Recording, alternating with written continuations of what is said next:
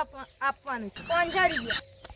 અમે વિડિયો શરૂ કરી રહ્યા છીએ. ડમ્બલ ઉપર રન ચેલેન્જ. આજે તો હું જ જીત્યું. અને જીતે નહીં નામ 500 રૂપિયા. અમે શરૂ કરી રહ્યા છીએ. જે વધારે વજન ઉપાડશે તે જીતશે.